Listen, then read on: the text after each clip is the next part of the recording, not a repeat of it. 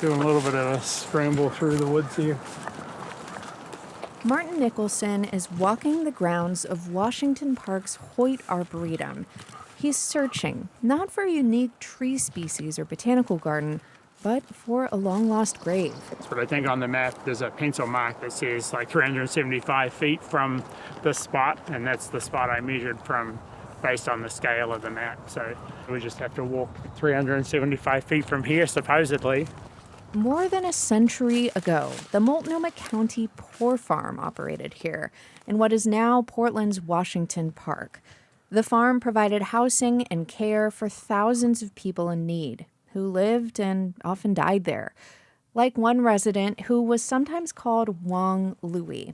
He arrived at Multnomah County's Hillside Farm in 1906. Newspaper records say he had leprosy. County officials isolated him in a small shack away from the main building and other residents. And I just imagine it was pretty lonely. Yeah, I imagine it was very difficult. And I mean, some of the articles too, it sounds like, he had thought that he may be able to return to China as well. But Wong Louie died in 1907, just a year after arriving at the poor farm.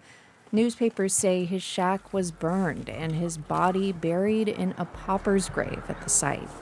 Everything that we have between the maps and like the descriptions that show up in some of the articles, they all put it in this like general area. Like we were probably within a 400-foot circle around this area that we feel pretty confident in. So yeah. At different times, markers indicated the location, but those are all long gone.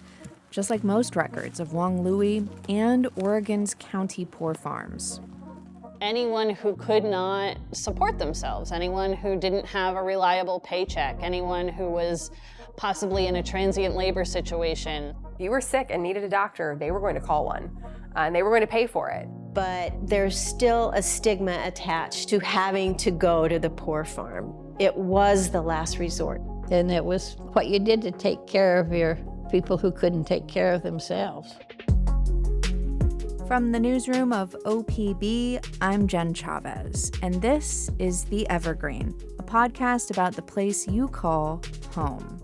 Today, we are bringing you the story of Oregon's poor farms. They provided food, medical care, even burial services for those without a home. Other than this kind of community, county support, there really wasn't much of anything. There weren't any federal programs. And how these county farms compare to the complex systems in place to support people experiencing homelessness today. There's not this idea of community kind of looking out for vulnerable people like there was in the past. That was OPB Oregon Experience producer Cami Horton, who produced a documentary on the history of poor farms, and OPB Portland city government reporter Alex Zielinski, who dug into causes and potential solutions for homelessness today. They're both joining me to talk about the past, present, and future of support for people living in poverty.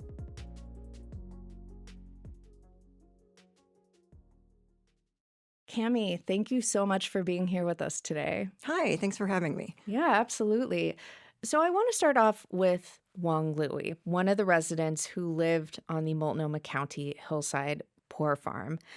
What did it feel like to you to walk among the trees and try to find his lost grave while you were filming for Oregon Experience?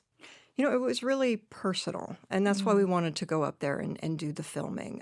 We wanted to walk around in the spots where he had been and to try to get a sense of what it might have been like. I became very interested in him because he represented all of these thousands of people that are largely nameless that lived in Oregon's poor farms. Mm-hmm. And, records about Wong Louie's life and time at the farm are limited, and that also applies to Oregon's poor farms in general. Surprisingly little is known about them today. But a new discovery was made recently. So this is the scrapbook. It's a recent accession that we got from a fellow that contacted us and said that he had some records from the Hillside Poor Farm. That was Terry Baxter, archivist at Multnomah County Archives. And Cami, you got to see these new photos while you were filming. Can you describe them for us? What did they show? Before this donation, there had only been about 3 images, and those were of buildings. These images, about 70 of them, which most of them were really clear and nicely done, showed the inside of buildings. They showed residents. They showed someone who looked like a doctor. They showed a cemetery, which was fascinating because there may have been as many as 3 cemeteries up in the area that is now Washington Park in the Oregon Zoo area. But we don't know exactly where those would have been. So in looking at these kinds of images, there are all kinds of new research that can be done and interesting things that can come out of those. Yeah, that's incredible that there were only 3 photos that were existed before. What a cool discovery. Yes, it really was. So let's go back to the beginning of this story. Why were Oregon's poor farms created in the first place? Poor farms were created as kind of an evolution of the British system that had workhouses. And then when white settlers came west, they brought that same idea with them. And so before Oregon was a state, when it was still a territory, the white settlers created a law in 1854 that counties were responsible for taking care of what they called their indigent residents. And there were a variety of ways that they did that. And eventually, that evolved into poor farms that were all over the state.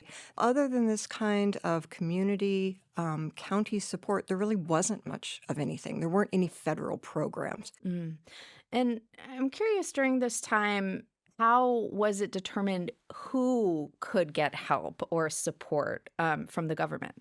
It really depended on the area, the resources, the time frame. In the earliest days, a community might just come together and decide that their neighbor had an accident, and so taxes were going to pay for that.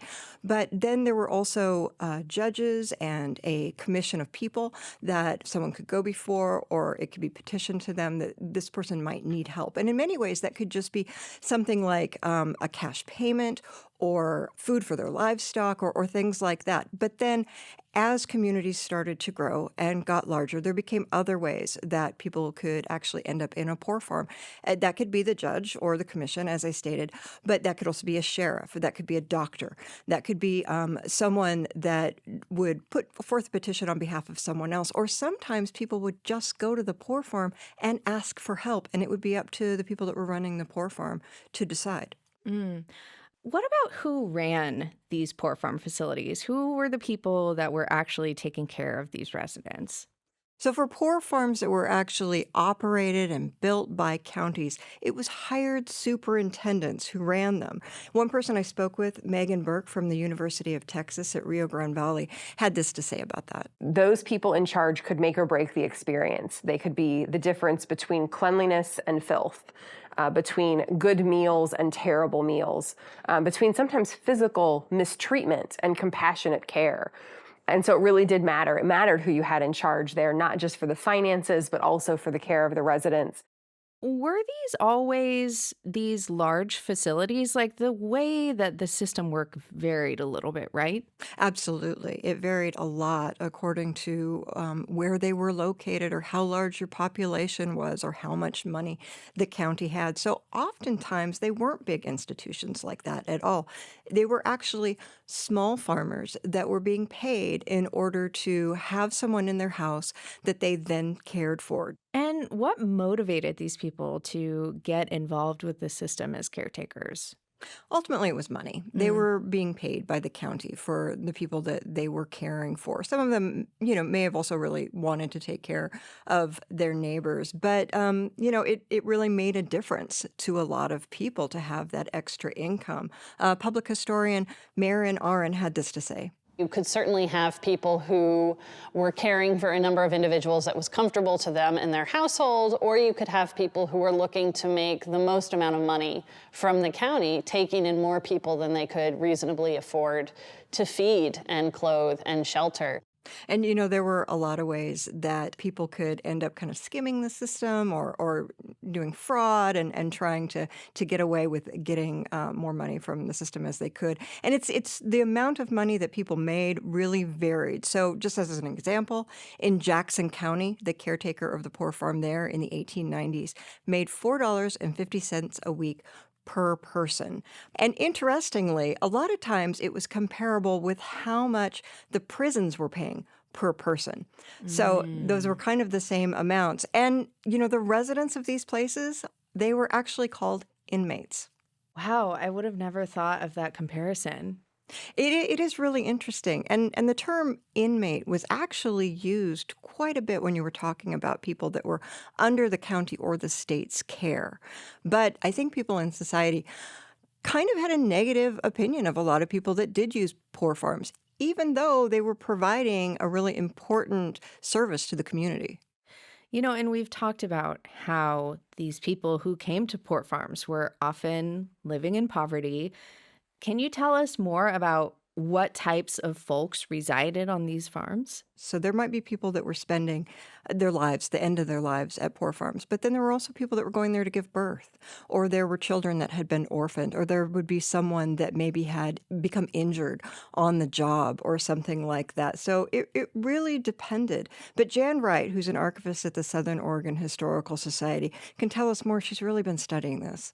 It was mostly old people and white people, but from the records that we have, there are Chinese, there are blacks, there are young people, a widow with 4 kids who are there temporarily. They just have nowhere else to go. Another question that I had, were there any conditions for living on a poor farm? For example, these were farms. Were residents expected to farm in exchange for being able to live there? That's really kind of the misconception. Yeah. At least in Oregon, that really wasn't the case. It may have been the case in some other parts of the country, but for the most part, you were dealing with people that weren't really able to do the work. What they found out very quickly was that people are coming to a poor farm as a means of last resort. They're coming because they cannot work and sustain themselves outside of the institutional setting. And if they could work enough to make enough money, they wouldn't be here. Yeah, I think that's right. And it's clear that a lot of these people were in a really vulnerable place in their lives when they were in these poor farms. And unfortunately, at this time of vulnerability, there were some reports of abuse or neglect that people dealt with from the caretakers of these facilities. What did your research find about that? There really were a lot of cases of abuse. And unfortunately, there weren't very many investigations. Sometimes the newspapers would do investigations, but there weren't very many on a county or a statewide level. But there was one in 1907 in Jackson County that did find abuse. There was usually at least 12 or 13 people in that house, and it's a tiny house. They were not adequately fed, and they reported in the paper. They gave it scathing reports. And because of those reports, a new county-owned and operated farm was built just within weeks. It was a 2-story building. It had a full basement with a furnace in it. It even had plumbing, which wasn't a standard thing in 1907. So that was a real upgrade for these residents. They had such a bad time at their old poor farm that they actually decided to move out and live in tents while the new one was being built. Wow.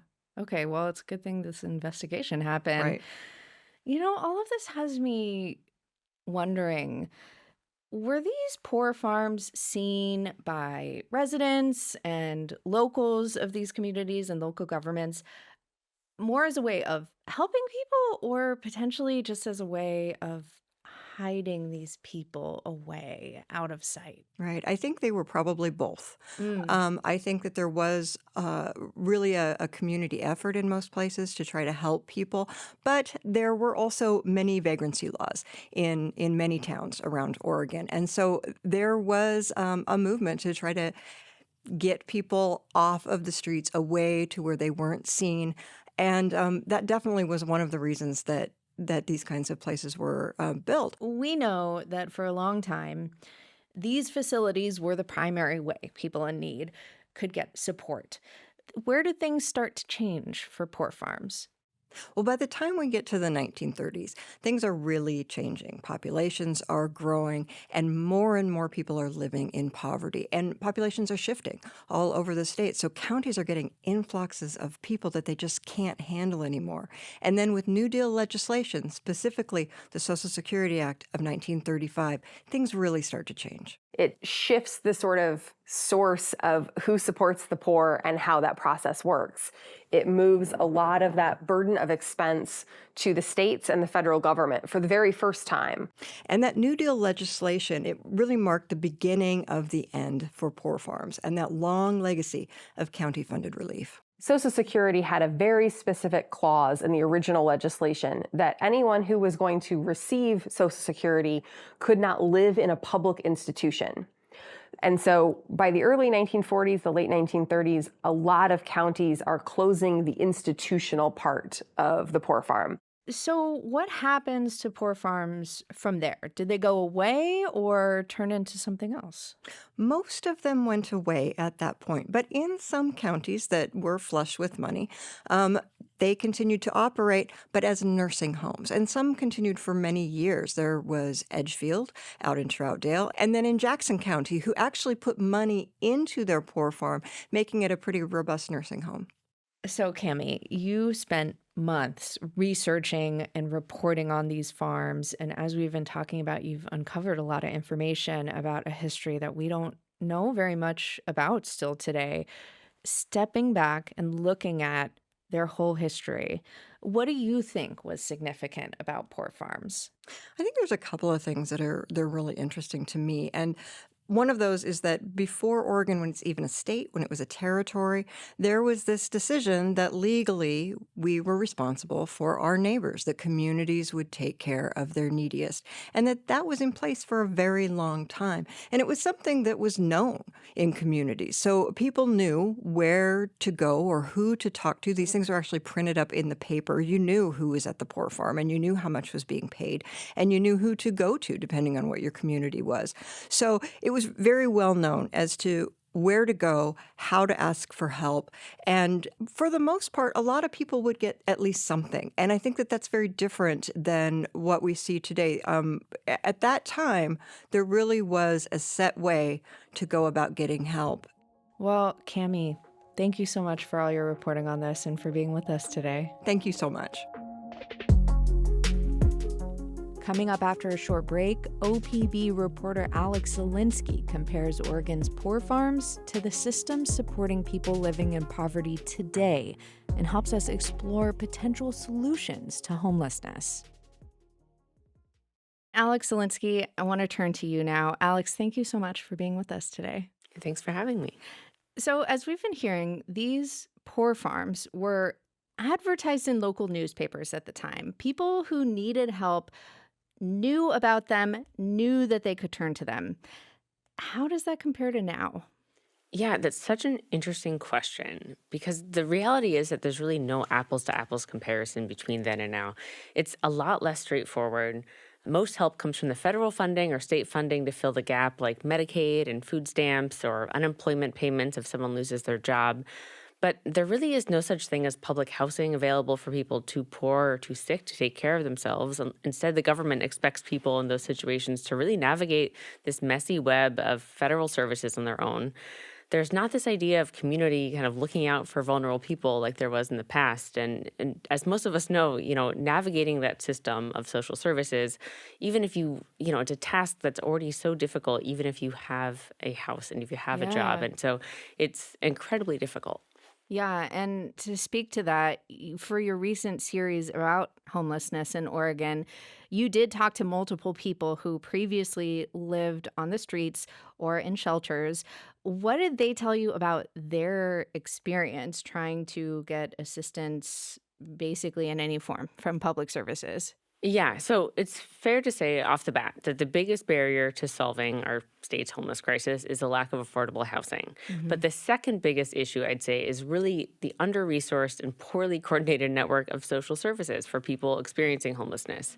Like you said, I talked with a number of people who'd spent years living outside, and they all had these similar stories about how bad communication or misinformation from these different public programs that would get them into housing or recovery, how they added months, if not years, to their wait.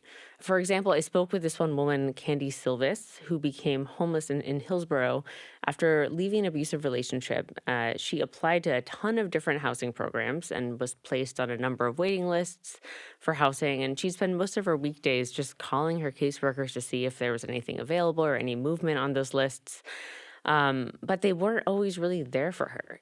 I had a case manager who I called for 4 months and left messages with that I found out was not employed and never knew. And no one decided to tell me. So Just kind of I just thought, well, he's obviously ignoring me. So there was no communication with her that her caseworker had quit. One thing Candy also told me is that she just got used to hearing, the term 3 more weeks from these folks, as in, just wait 3 more weeks and then we'll get you into housing. She was told this for like 3 years over and over again until she finally got into an apartment. Needless to say, she lost a lot of trust in these systems over that amount of time. This frustration made her own mental health problems like anxiety and addiction that much harder to cope with. There was days I gave up. That's it. I'm drinking. I don't care. Then I wake up in the morning and be like, oh, no, I care. I don't want to live like this. I think being connected with the agencies that do care for us, they care. It's what keeps us going. Like having people that care. So you can tell that she did have some positive experiences with these programs. She found a few really reliable advocates, and those were the people that helped her get into her new apartment this summer. But to have a system that is so reliant on the capacity and commitment of individual social workers, people who are historically underpaid and overworked, it's a really dicey model to rely on. I think what's often misunderstood by people who've never been homeless is how truly impossible it feels to leave it behind. There's just so much that's required every day to try and move the needle just a little bit in your life. For many, just getting those basic needs met, like finding food, water, a toilet, a place maybe to take a shower, it takes a better part of a day. Then you're trying to get healthcare or check in with housing programs or federal assistance, and maybe your phone is dead or you don't have a computer with Wi-Fi. It's just a lot of things that house people don't have to consider. I spoke with a woman named Lainey Clarkson who was raised in a middle-class household and never imagined having to live outside, but she lost her housing after losing her income and getting evicted. I don't know how to do this, and it's hard. It's really hard to, how can you progress? You can't progress without stability. How can you get stability on the streets? It's a conundrum. And especially, being a woman, single, you have to watch everything all the time. Everybody, all the time. It's so hard to try to put yourself in her shoes, but the way she explains it, it makes a lot of sense. Yeah. So obviously, homelessness is a very complicated issue with a lot of history and not necessarily a silver bullet or easy fixes. But part of your series digs into possible solutions for homelessness. What are some potential solutions from the people in charge here that you looked into in your reporting? Yeah, well, like I mentioned earlier, the biggest solution is housing. Right. But currently, state analysts estimate that Oregon's housing supply is short roughly 140,000 homes to meet the demands of its population size. But building new housing that's affordable, that takes time. So most of the solutions I looked at were more short-term fixes, more like triaging the situation than curing it.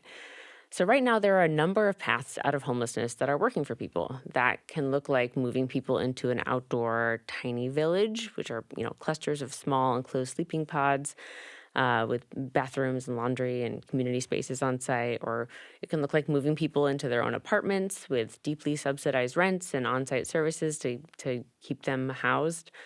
Shelter beds work for some people. Others do well if they get a few payments to help pay rent if they're facing eviction to keep them from becoming homeless. I think what makes all of this extra challenging is that there's no one-size-fits-all solution for people experiencing homelessness. And you never know what solution or investment will work for what person. I spoke with John Tapania, who's a senior policy analyst at Eco Northwest. I should note here that he is also on OPB's board of directors. Here's how he explained the challenge of not knowing how to predict what solutions might help each person. In my mind, it's sort of like we've got terrible drought conditions all over our forests. We have limited money to go out and treat the forest. And so where's the lightning going to strike? So modern day homelessness is still a pretty new concept, which means that there is still a lot of research and data that needs to be collected to measure its solutions. But John told me that based on existing data, permanent supportive housing appears to be the most effective tool to reduce and prevent homelessness. So this idea, permanent supportive housing, it's a concept when people experiencing homelessness get placed into their own apartment, are paired with social workers and other supports that help ensure that they stay housed. For some people, that looks like someone who can help with job training, or if they have a drug addiction treatment center on site. For others, it could just be as simple as having someone to teach them how to make healthy meals, which could be hard for someone who's lived without a kitchen for a long time or a fridge. I spoke to a woman named Eileen Burns, who became homeless a few years ago. Here's how she explained her path to homelessness in an interview I recorded with her on my phone. I lost my husband after being married for 20 years. And I just didn't care. I gave up. I just said, I don't care about nothing. And put all my stuff into storage and hit the streets. I was getting ready to lose my place anyways, so I just packed up and moved out. Eileen now lives in a permanent supportive housing complex in North Portland. To her, supportive housing looks like having someone help her get a new ID, which was stolen when she was living outside, help her get a criminal record expunged. She had a charge for skipping a bus fare a couple decades ago. And it's also having someone help her apply to nursing school, which has been a long-time goal of hers. So it's not just giving someone keys to an apartment and saying good luck. It's the keys and then the wraparound support to make sure they can stay on track. I couldn't tell you enough how comfortable I am here. I don't have to worry about nothing. I'm not scared. I'm not nothing. This is my home. I mentioned Lainey Clarkson earlier. She was able to move into a tiny pod village in Eugene called Opportunity Village, and that really worked for her. It's given her a lot of the stability that she was looking for. It's a moment to pause. This place has gotten me mentally stable, and that comes from being physically stable, knowing you have a warm place to sleep at night, knowing that your stuff's safe, knowing that my dog's safe, knowing that I have a kitchen to cook in, knowing I have a shower. These are huge things, and so that then feeds into mental stability because I don't have to worry then about all these different components that you usually do without a place like this. So after people move into this village that Lainey's at, they're connected with caseworkers who work with tenants to move them into more longer-term housing. And Lainey is now planning on moving out into her own place in a few months, which she never envisioned before. Oh, great. And it is clear that there are so many different potential moving pieces to this issue. After looking into all of these potential solutions that you did in your reporting, what sticks out to you as what needs to happen next from lawmakers to put some of these solutions into motion? Yeah, well, I think something that's hard for many of us to realize, especially when we see large homeless camps on the side of the road every day, is that a lot of these solutions are already in motion. But they certainly aren't moving as fast as they could. Let's take a look at Portland, for example. In 2020, voters in the Portland metro region passed a tax measure that put millions of dollars toward funding programs that get people into permanent supportive housing, like the program I mentioned earlier. Those dollars are going out the door now to people who need them, but it's slow. And that's because the money is being distributed through the county, which contracts with nonprofits to spend the money. And here's kind of where the problem lies, because nonprofits that work in this field have a serious staff retention problem because of low wages, poor benefits, and frankly, really hard work. We're seeing staff burn out pretty fast at these organizations and leave. And this kind of staff turnover means people living outside might lose contact with a provider that can help them, like with Candy, or lose promised housing and ultimately remain homeless.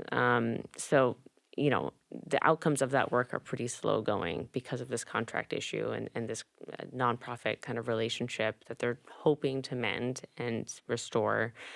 And at the state level, Governor Tina Kotek has a statewide goal of producing about 36,000 units of housing a year over the next 10 years. That work has begun with the help of a major legislative funding package that directed cities to create specific plans on how to develop more housing in the near term. So that work's going on. All of this is to say, though, that things are happening to address the state's crisis. It's just not easy to see on the micro level, which I think is the hardest part to accept, especially when you see the kind of conditions that some folks are living in right now. Well, Alex, thank you so much for helping us walk through from the history we've been talking about today to the present day. Thank you so much for your reporting on this. Thanks for having me. You can read Alex's reporting on homelessness in Oregon and watch Cammie's documentary on poor farms at opb.org. And if you are listening right now, you're a part of our brand new podcast family. Help us grow by leaving a review on your favorite podcast app. Follow us there and, hey, tell your friends. The Evergreen is an OPB production. Mia Estrada produced this episode. Our technical director is Stephen Cray. He engineered this episode. And the rest of our podcast team includes Julie Sabatier and Sage Van Wang. The music in this episode is from Audio Network. If you have a question for us, please reach out. Email us at theevergreen@opb.org. Thank you for listening. I'm Jen Chavez. Catch you later.